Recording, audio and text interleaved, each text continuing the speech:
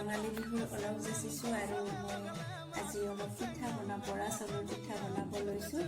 বজাৰ একেবাৰে সীমিত, বজাৰ পোৱা নাই। মাঘ বিহুৰ এইখিনি ৰৈ যোৱা হেৰি আছিল, তাৰে মই বনাব লৈছোঁ। অকণমান বৰা চাউল আছিল, আধা কিলোমান মাত্ৰ, আৰু এইখিনি মই মিক্সিত খুন্দি লৈছোঁ। মিক্সিত খুন্দি পেলাই এখন কাপোৰ তিয়াই এনেদৰে মই কাপোৰখন ওপৰত দি ৰাখি পেলাই মিক্সিত 3 ঘণ্টা সময় থৈ দিছোঁ, যাতে মিক্সিত খুন্দা বৰাৰ চাউলৰ গুড়াখিনি আঠাখিনি নাযায়, তাৰ বাবে মই ফ্ৰিজত ৰাখিছিলোঁ এইখিনি।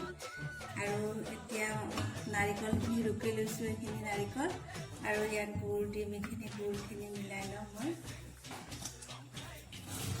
বজাৰত তেনেকৈ পোৱা নাই, নাৰিকলো পোৱা নাই, বৰা চাউলো পোৱা নাই, গতিকে ভোগালী বিহুৰ যিখিনি ৰৈ গৈছিল তাৰে পৰা মই অলপ মাত্ৰ বনাব লৈছোঁ।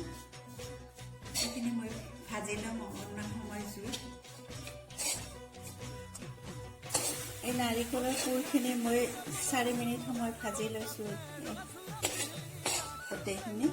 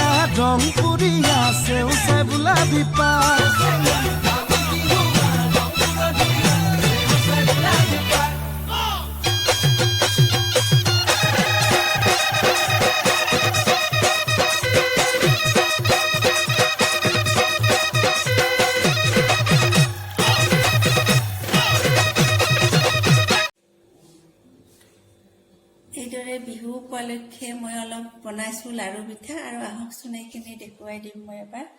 এইখিনি পিঠা বনাইছোঁ, পিঠাখিনি দি দিছোঁ মই আমাৰ ৰঙালী বিহু উপলক্ষে যিখিনি বনাইছোঁ। এইখিনি লাড়ু হয়, পিঠাগুড়িৰ লাড়ু, ঘিত বনোৱা লাড়ু এইখিনি। আৰু এয়া নাৰিকলৰ লাড়ু, চিৰা আৰু গুড়, এইখিনি দৈ, তেল পিঠা, এইটো তেল পিঠা বনাইছোঁ এইখিনি, আৰু এইটো গুড়াৰ পকা লাড়ু।